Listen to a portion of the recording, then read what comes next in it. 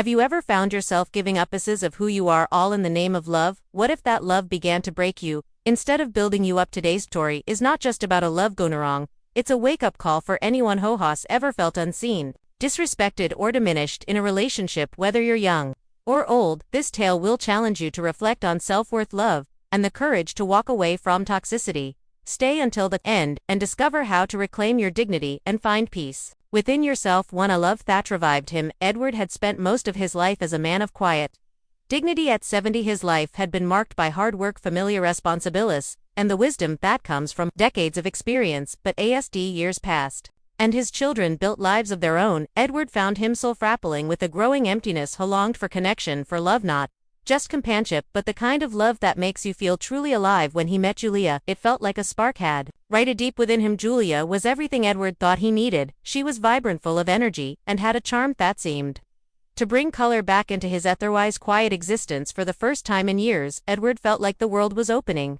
up to him again. He hadn't expected to feel this way at his age, but Julie's presence made him believe that perhaps love wasn't just for the young. However, not everyone in Edward's life shared his excitement. His close friends, who had seen him through thick and thin, expressed their doubts. "You're too old for this," his longtime friend Martin said one evening over coffee. "You've built a good life, why complicate things now?" Edward laughed off the comment, but he couldn't shake the undertone of concern. His family, particularly his children, were even more direct. "Dad, you don't need to prove anything to anyone," his son Richard said during one of their weekly dinners. "At this stage in life, you should be enjoying peace, not chasing romance." His daughter, and always the more emotional of the two, voiced her worries more gently, but no less firmly. "Dad, are you sure this is the right thing for you? You've already given so much to everyone. You deserve rest, not hard." Their words came from a place of love, but Edward didn't want to believe that his age-defined chances at happiness. Yet in the quiet moments when he was alone, their concerns echoed in his mind. Was he being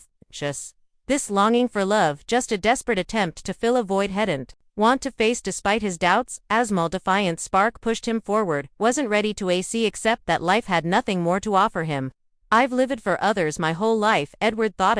It's so wrong to want something for myself now." Edward and Julia's relationship began like a dream. She made him feel young again, not by denying his age, but by reminding him of the passion and energy he thought he'd lost. She laughed at his jokes, held his hand in public, and looked at him in a way that made him feel seen, truly seen, for the first time in years, against the backdrop of skepticism and doubt from those around him.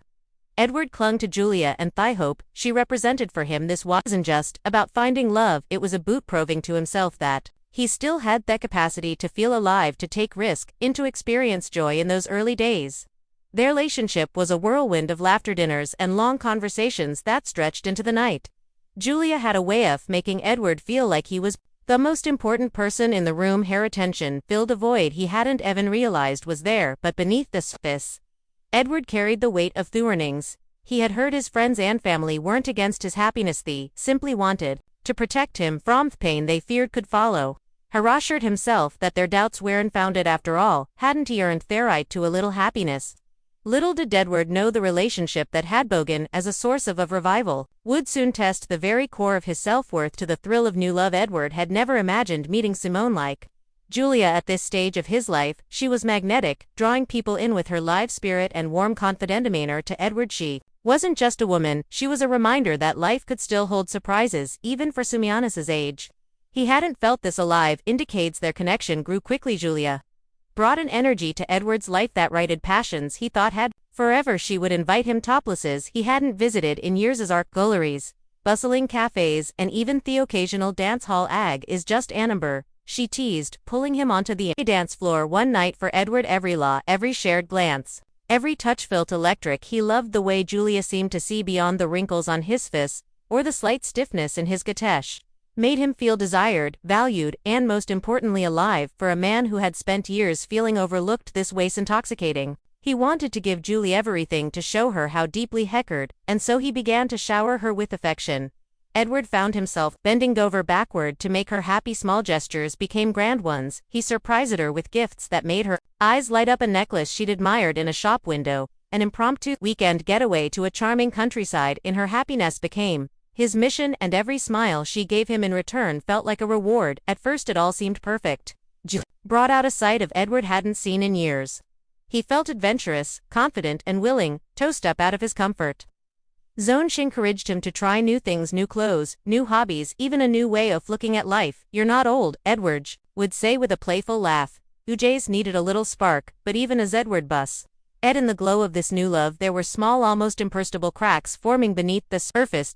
Julia had a way of framing her preferences as playful. "It'd be nice if you tried a different style of shirt," she asked one afternoon, her tone light but her gaze expectant at first.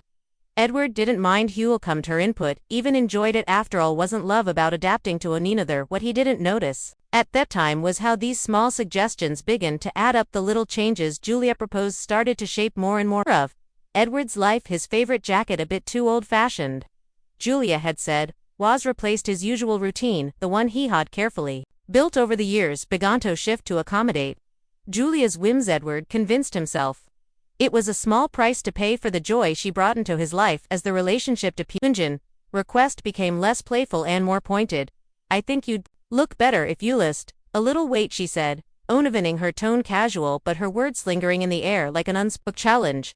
Edward brushed it off with a chuckle, but something inside him stirred uncomfortably. Despite these moments, Edward's devotion only grew. Julia was still the vibrant, captivating woman who had brought him back to life. He believed, Ed thought. Her suggestions were well-intentioned, even if they sometimes stung. "She just wants the best for me," had told himself, and yet he couldn't shake feeling that he was slowly changing, not for himself, but for her. The thrill of being with Julia often overshadowed his doubts. Edward was determined to prove to her, to himself, and to the world that he was still capable of great love, wanted to be everything she needed, Devon, if that meant sacrificing parts of himself. But his friends noticed. "You're different these days," Martin said during one of their coffee meetups. "You sure this is what you want?" Edward waved the concern away. He was too caught up in the rush of his new love to see the larger picture. Julia had become his anchor, the center of his world. Had told himself that compromise was natural, even necessary, in any relationship. But as the weeks turned into months, Julia's requests started to feel more like demands. She no longer framed her comments as suggestions. Instead, her words carried an undercurrent of expectation. "You know, Edward, men your age hold really take better care of themselves," she remarked one day, her tone sharp. Despite the faint smile on her lips, Edward laughed awkwardly, unsure how to respond. Deep down, her words stung but dismissed the discomfort. He didn't want to risk ruining the connection they had built in his mind. Julia was worth every sacrifice, every adjustment. But slowly, without realizing it, Edward began to trade piece of himself for the illusion of happiness he was so focused in making Julia happy that he did notice how he was losing himself. His choices, his preferences, and his sense of self began to revolve around her. The man he had once been steady self-aware and content was slowly fading into the background. Despite these warning signs, Edward held on to the thrill of their love. He told himself that every relationship had its that this was just part of the process. What he didn't see was Ectolit was beginning to take on his spirit. Julia had awakened something in him. Yes, but at what cost? 3. The slow erosion of self-worth. As time went on, initial thrill of Edward and Julia's relationship began to shift. What had once felt like effortless joy now started to feel like an unspoken competition, one where Edward was constantly trying to prove his worth. Julia's charm, which had once been his sanctuary, slowly became a source of subtle pressure. With the requests that Edward had once welcomed grew more pointed, Julia no longer asked him to change in gentle, playful tones.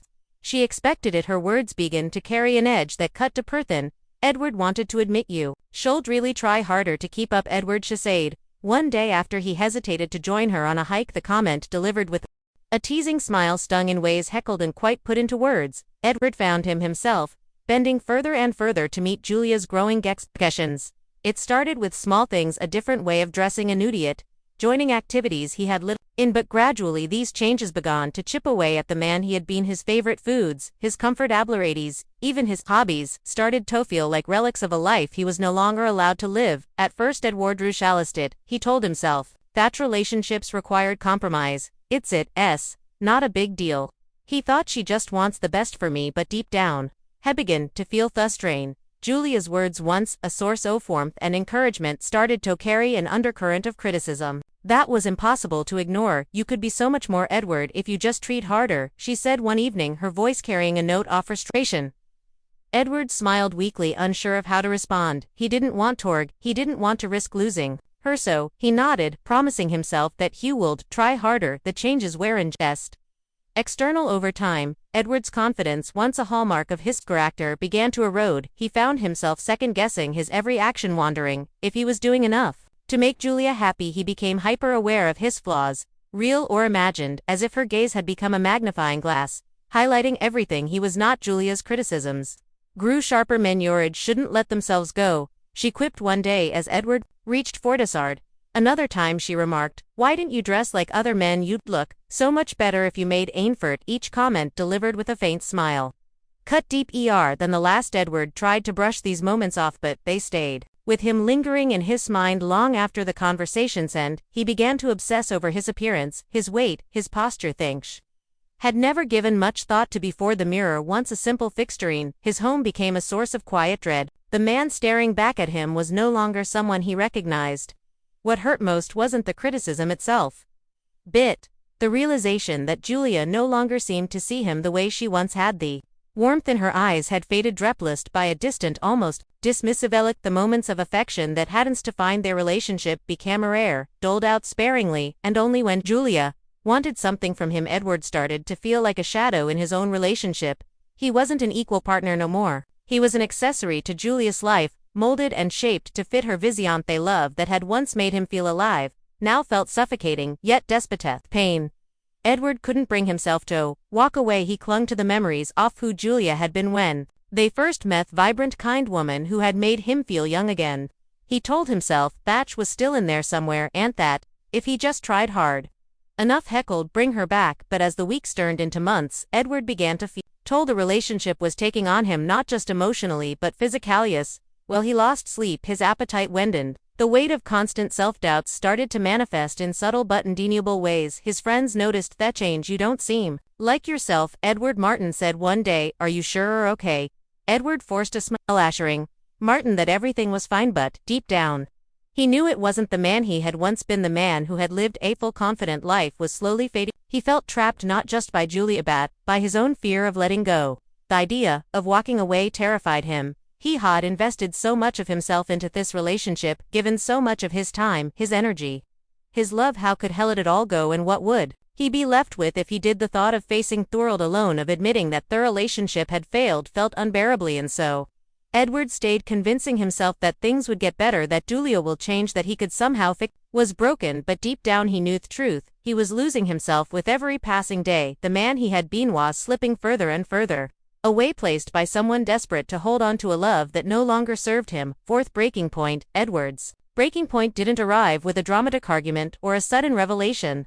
It came quietly, in the stillness of a moment he hadn't anticipated. One evening after another exchange, where Julia's words left him feeling small, he found himself living room. The house was silent, but inside his thoughts were a deafening. The argument had been like so many others before it. Julia had criticized him, her tone dismissive and her words sharp. This time it was a boutho. He'd handled a simple dinner party. Could at least try to make a better impression, she had said with a sigh, shaking her head, as if he were an unruly child. Edward had nodded, as he always did, swallowing the hurt, and telling himself it wasn't worth pushing back. But tonight something was different. As he sat alone, applying her words in his mind, he felt a weight settle over him. He looked around the room at the life he had built over decades, and felt like a stranger in his own home. He glanced at the mirror across the room, hesitated, and then stood to face it. The reflection in the mirror wasn't just a reminder of time. It was a haunting image of a man who had been quietly fading away, his face lined with age and worry. Reflected not just the passage of time, but the toll of years trying to meet someone else's expectations. His eyes, once bright with hope and confidence, now seemed dull and weary, and in that moment Edward felt a pang of sorrow, not for what he had endured but for what he had allowed himself to become. He realized he had been living a lie. He had convinced himself that love was worth any sacrifice, that Julia's happiness was enough to justify his own pain. But as he stood there, the truth stared back at him. Had lost himself. The Edward he once was, a man of dignity, strength and quiet pride, was gone, buried under years of trying to be someone he wasn't. Edward sat back down, his heart heavy but his mind unusually clear. For the first time in years, he let himself feel the weight of his own pain. He thought about all the times he had silenced his voice, wallowed his hurt, and compromised his values to keep Julia happy. He thought about the countless moments he had dismissed his own needs, telling himself that love was supposed to be about giving. But was love supposed to hurt this much? The answer, when it came, was startlingly simple. No, real love wasn't. supposed to erode your sense of self. It wasn't supposed to leave you feeling less than you were. Love was meant to lift, to nurture, to make you seen and valued. And as much as Edward wanted to believe that Julia's love could one day be that for him, he knew in his heart that it wasn't. The next morning, Edward woke up with a sense of resolve he hadn't felt in years. Heckled Julia and asked her to meet Hymas. They sat across from each other at a small cafe where they had shared so many happy moments. Edward felt a pang of sadness. He still loved Julia, or at least version of her, he had fallen in love with, but he knew that love alone wasn't. Julia, he began, his voice steady but soft, I need to talk to you. She raised an eyebrow, clearly unprepared for what was coming. For years, Edward had been the one to avoid confrontation, tasma things over, but today was different. I've spent so much time trying to make this work, trying to be the person you want me to be, he continued, Ed, but in doing that, I've forgotten who I am, and I can't keep doing this, not to you and not to myself. Julia looked at him, her expression a mix of confusion and disbelief. What are you saying? Edward shisked, her voice sharp. I'm saying that in need to walk away, he replied. The words felt heavy, final, but also liberating. I love you, Julia, but I can't keep sacrificing myself for a relationship that doesn't value who I am. Julia, leaning back in her chair, so thoughts, you're just giving up. Edward admit. Her gaze, his eyes filled with both sorrow and determination. I'm not giving up, he said. I'm choosing myself for the first time in years. Edward felt a weight lift from his shoulders. As he walked away from Thecaf, his heart ached, but there was also a strange sense of peace. He had made the hardest decision of his life, but he knew it was the right one.